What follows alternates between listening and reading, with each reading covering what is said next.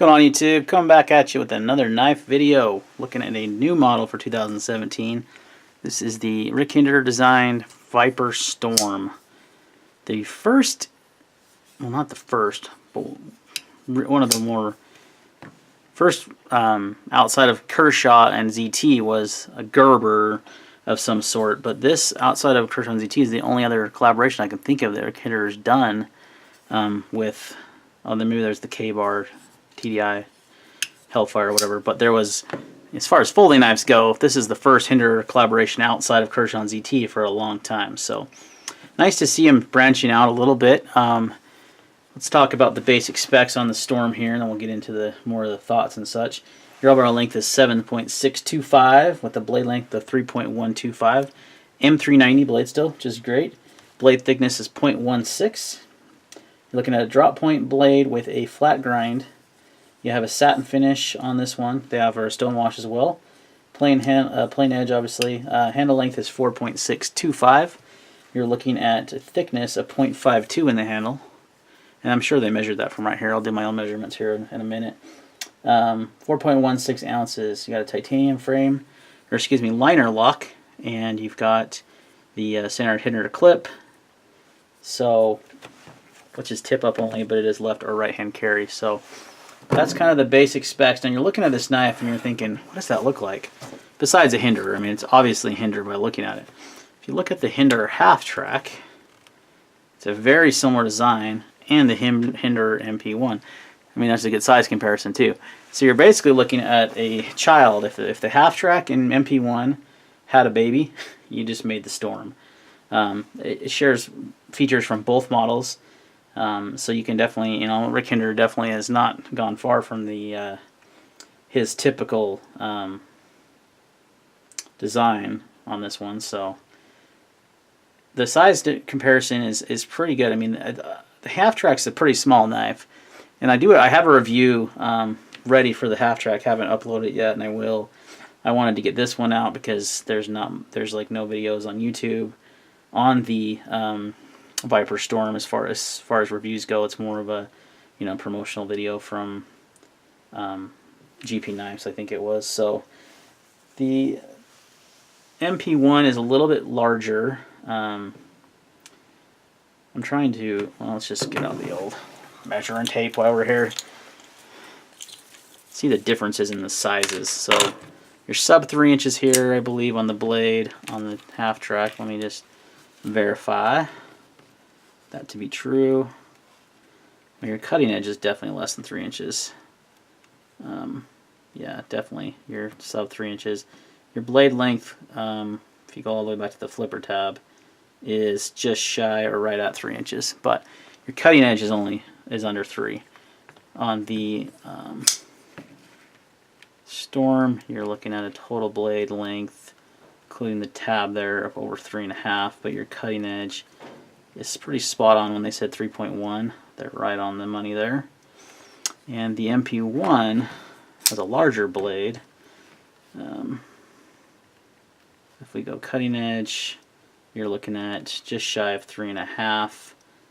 But your blade length is going to be about 3.5 on the MP1. So you do get a little bit more blade on the MP1, a little less blade on the half track.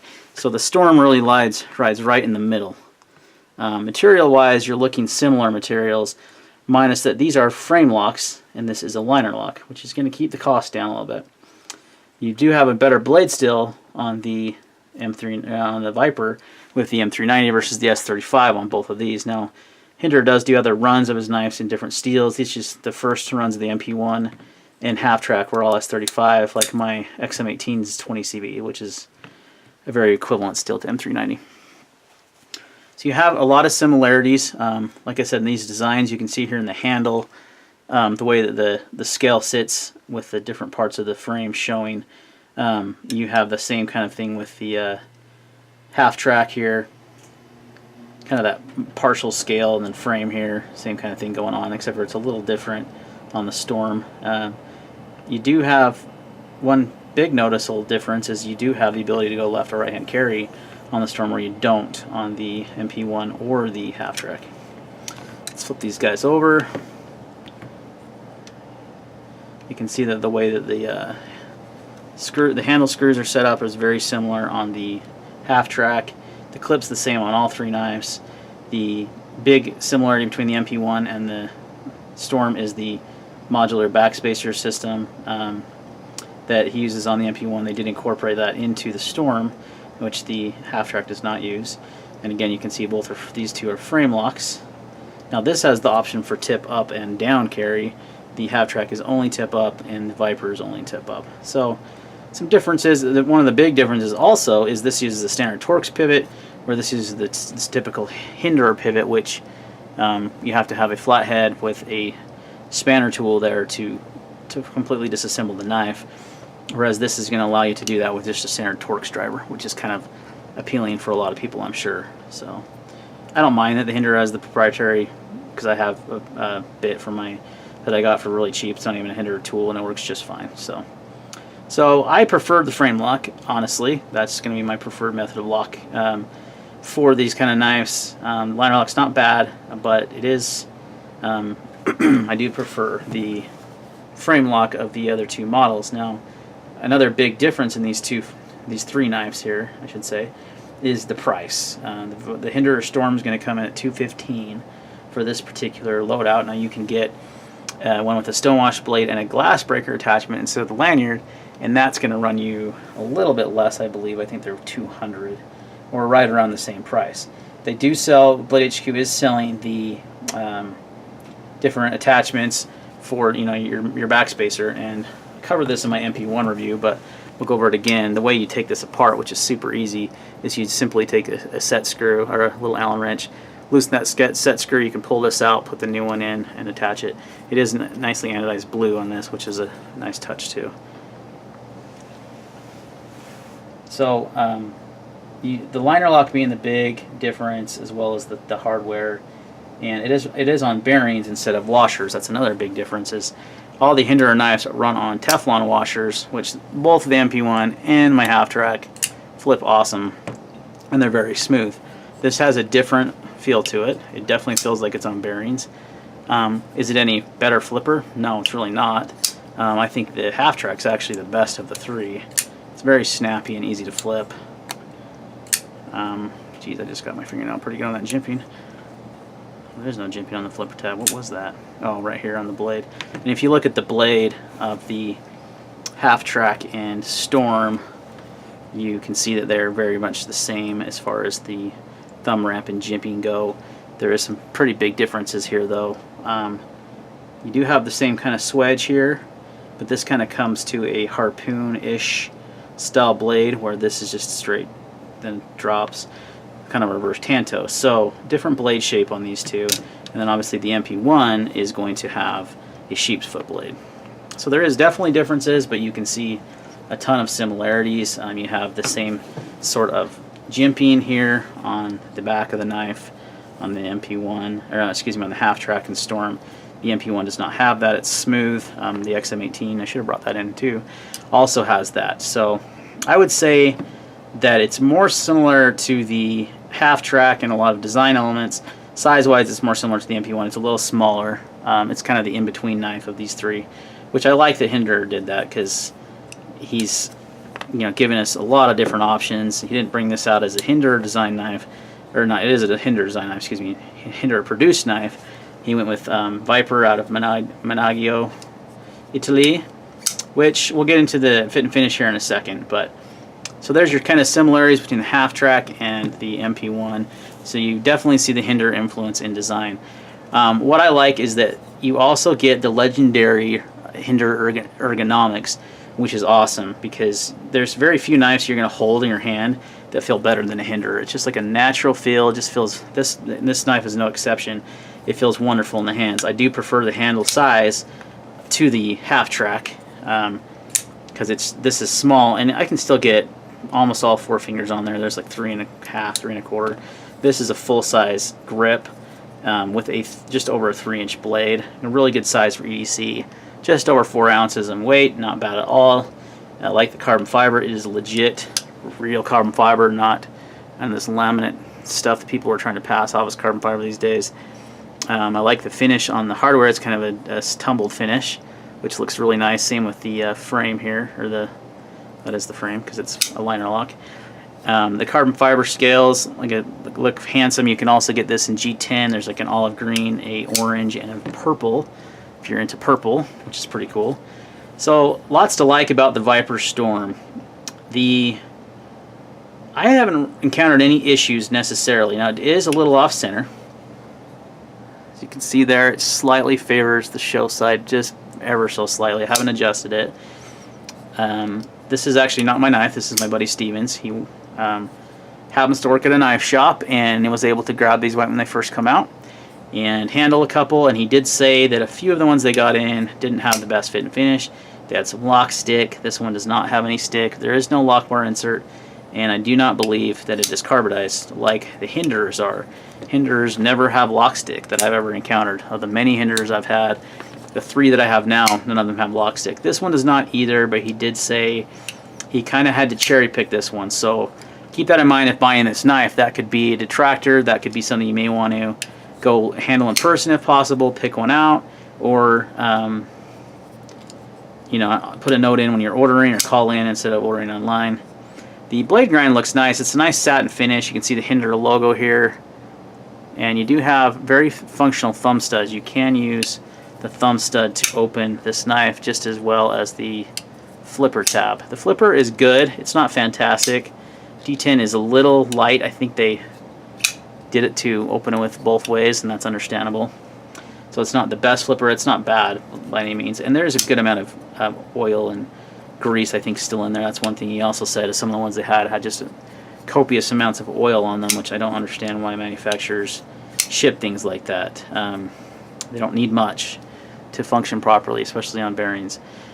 So that there is that. Now Viper also has not, the grind looks, I'm totally trying to just do things as I go here. The grind looks fine on this knife. It is pretty symmetrical. I don't see any issues with the grind or the bevel of the knife. Just trying to look down the swedge there. It's kind of deceiving. The swedge may be, no, it looks pretty even. Pretty good actually for the price range. Viper's fit and finish can be hit or miss. Hinderer, on the other hand, if you buy a Hinderer knife, now you're spending a lot more money, but I've never had one that had bad fit and finish ever. Never had any issues with any of the Hinderers I've owned. So that's, you know, you are paying a fraction of the price, though. You're paying about half, just actually over half, no, right about half of what you would pay for the half track or an MP1. I'm going to cover that in my MP1 or my half track video, that this knife is the same cost as the MP1 and XM18s. It doesn't make sense to me. So I like that this is less expensive. I do wish it was a frame lock. I know that would have probably increased the price some, but not a ton. It is made in Menagio, which they do have a good track record of manufacturing, but not, I would call, a flawless or, you know, up to the Hinderer standard. The jimping is more aggressive on the half track than it is here too. Let's see if the MP1 is. Nice flip job, dummy. The MP1 is actually less aggressive, so it's interesting. The MP1 is still, I think, my favorite Hinderer yet, but this is a good design. I like it. For the money, I think you're getting a really good knife. 200 bucks-ish. You're going to get a carbon fiber M390 titanium liner instead of a frame, so you're going to get a little stick possibly. This one doesn't have any, and he has not done anything to the tang. I did notice it was kind of dirty from all the oil, so they do kind of over oil these. If you buy one, you may want to disassemble it, which will be very easy to do. Just unscrew these 3 screws and you're good to go. Take off this carbon fiber scale. Stop pin. There is no stop pin. And there is no over travel. That's an interesting design.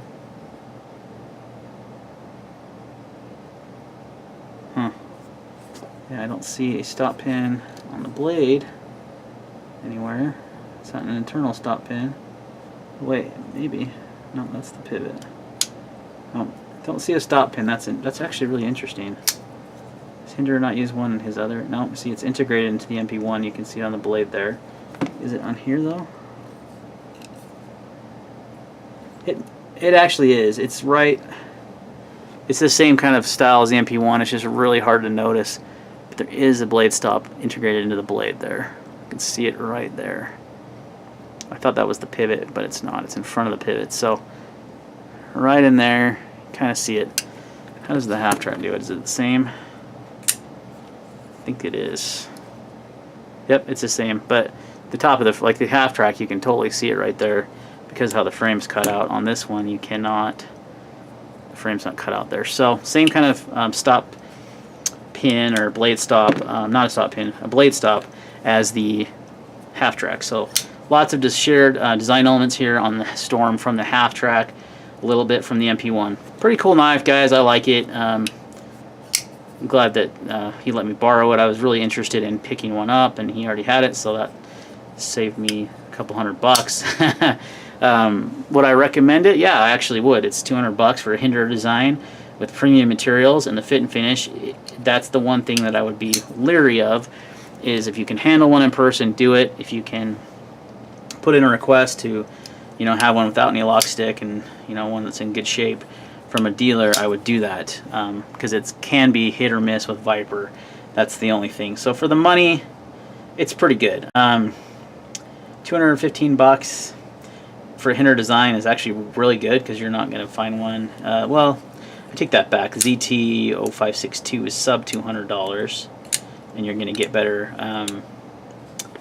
fit and finish. The 562 carbon fiber is a little bit more. I want to say it's 240-ish, and you're also getting equivalent steel with better fit and finish and a frame lock. So I would probably recommend the ZT. Now, if you want a smaller knife, if you like the half track MP1 size, then definitely go with this, because there's really nothing in the ZT lineup that offers you that knife. You'd have to go down to a Kershaw, which this is a much higher quality blade. So, alright guys, thanks for watching my review on the Hinderer Viper Storm. I like it. It's pretty good price. It could be cheaper. It's pretty much in line though with Viper and Managio and Rick Hinderer designs.